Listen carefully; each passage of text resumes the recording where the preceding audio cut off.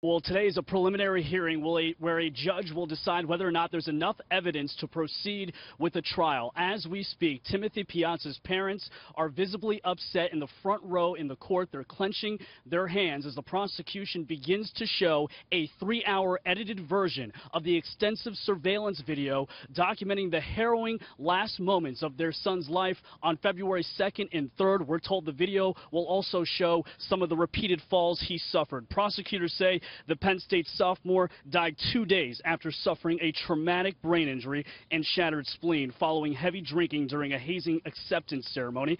Prosecutors say Piazza would be alive today if his fraternity brothers had not waited 12 hours before calling 911. In those 12 hours, prosecutors say Timothy Piazza repeatedly fell down steps. Brothers slapped him, they poured water onto his face, and hit him in the abdomen. At one point, they threw another fraternity member who insisted on getting him medical attention against a wall. Timothy's family says their son was treated like roadkill. They spoke to our Martha McCallum about whether they want to see the surveillance video. No, I really don't want to see the video. I'm very concerned about what we'll see, and that being the last visual of my son being alive. But what I have said is that if the president of the university and the board of trustees watch the video with me, I'll do it.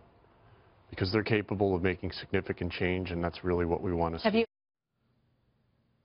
Bill, we are told the parents have stayed in the courtroom as that video is playing. What kind of charges do these young men face, Brian? These 18 fraternity brothers from Beta Theta Pi face a total of about 1,000 charges. 8 of the brothers are facing the more serious charges of involuntary manslaughter and the most serious charge, aggravated assault, punishable for up to 20 years in prison. The remainder of the 10 other fraternity brothers face less serious charges, which include anything from alcohol violations to tampering with evidence.